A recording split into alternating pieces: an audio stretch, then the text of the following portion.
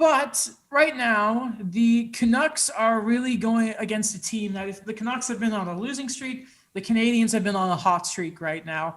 They come off a game when they kill 7 penalties versus. Oh God! Stop taking penalties! God damn it! 7 penalties killed against the Edmonton Oilers. Another game when they score a power play goal.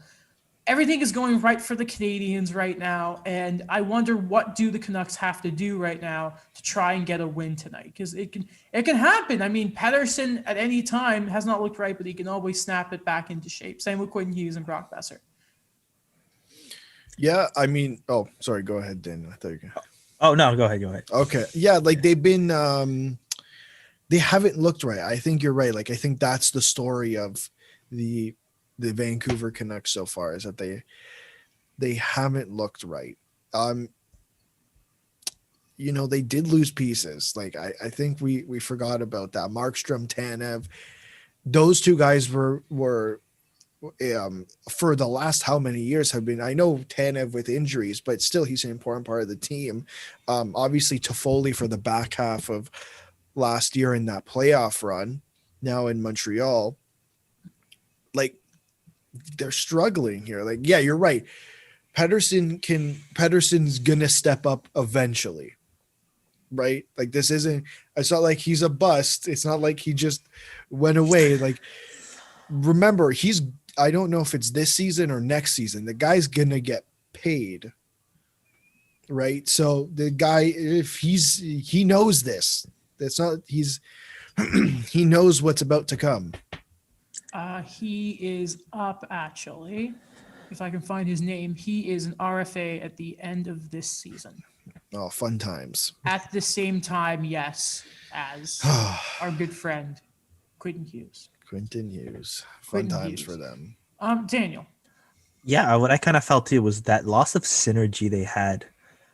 That momentum they had in the playoffs, that it's just not there. What I've been watching them, especially against Calgary, and it's so sad seeing them play against Jakob Markstrom and just struggle like that, is it's a 2-line team where they've lost so much depth. They've lost, to be honest, they lost a lot of leadership from that team. Like, I've always been a Chris Tanev fan. I've always been a Jakob Markstrom fan. And I think these are the guys that I personally would want to have around to a young captain like Bo Horvat, where I'm not going to see that now with Jay Beagle or Anton Roussel, where they have the talent, the top end talent to keep getting better. But I think right now it's a bit of a misstep. They really kind of mismanaged that offseason, and we didn't know to what degree it was going to be like, but we're seeing the results now where, these slumps are not going to happen. They're going to have the big games from the young talent, but to sustain this in a shortened season, I don't see them making the playoffs. And I know it's only 4 games in.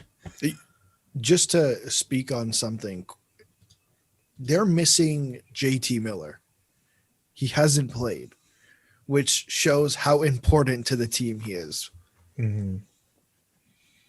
I think he may be back, though, because I think they were. Is he back? They were trying all their things to get him around quarantine. They were, yeah. Let's see. I'm just going to try and double check, because it's going to be great if he's back tonight. Nice time for you to come back, Mr. Miller. One thing to comment on with that is, I'm still surprised. Like, I know he's always been a great player. Yeah. But the way he broke out, and just to think like he was a depth piece on Tampa. Oh, that trade at the time was like, what are you doing, Vancouver? Yeah. It was bizarre.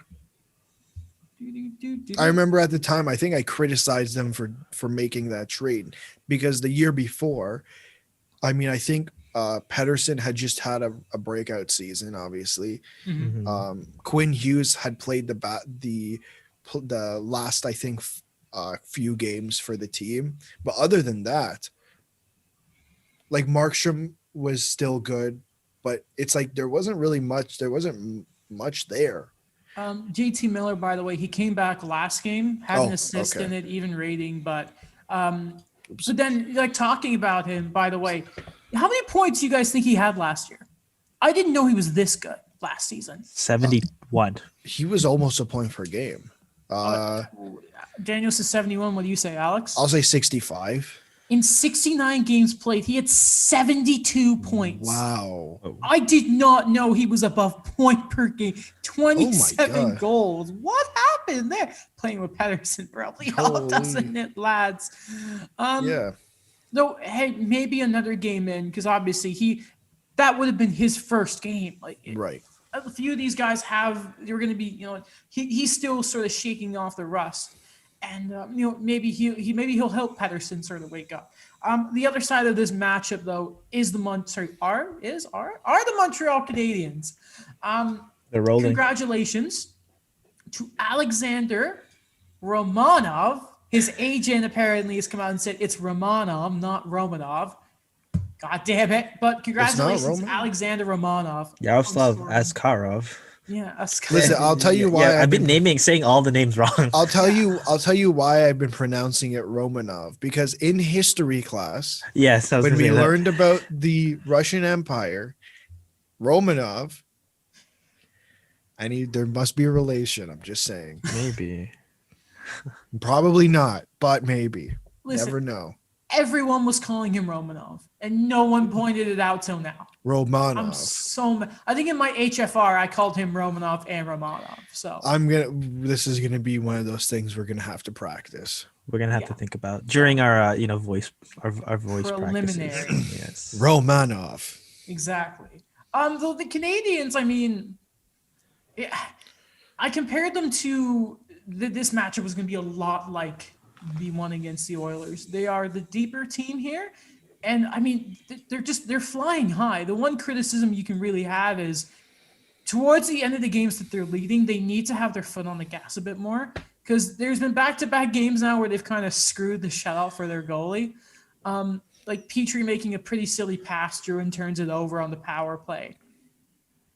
But again, this is a Canadian team that as long as they can continue the pressure, and again, like the Canucks in their own zone, like Hughes is amazing, but the rest of their defense is still kind of questionable.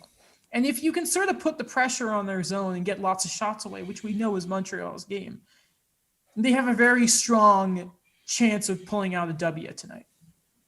I think they have an extremely strong chance to pull off the W. I don't really think there's not a whole lot necessarily in their way, because you're right. I think they are they have more depth than the Canucks.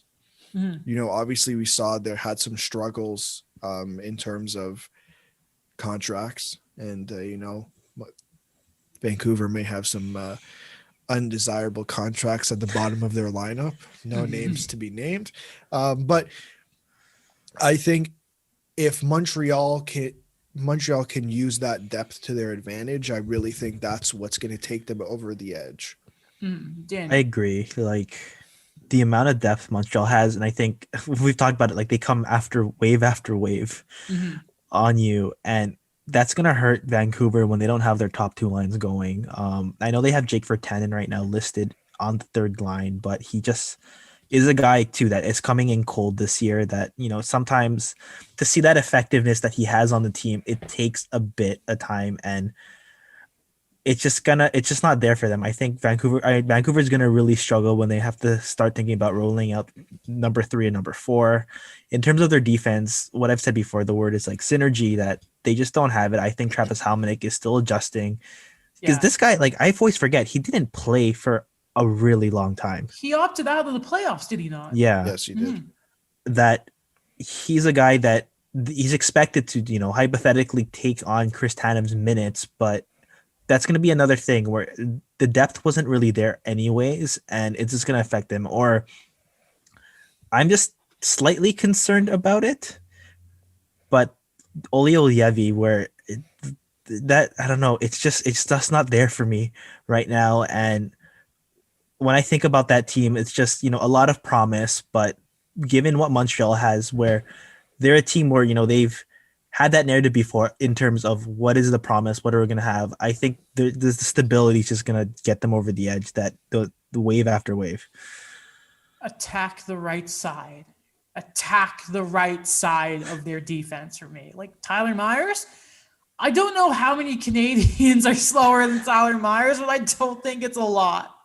Like he scored the other night, but if anything, like the Canadian speed, they should just be able to like the moment.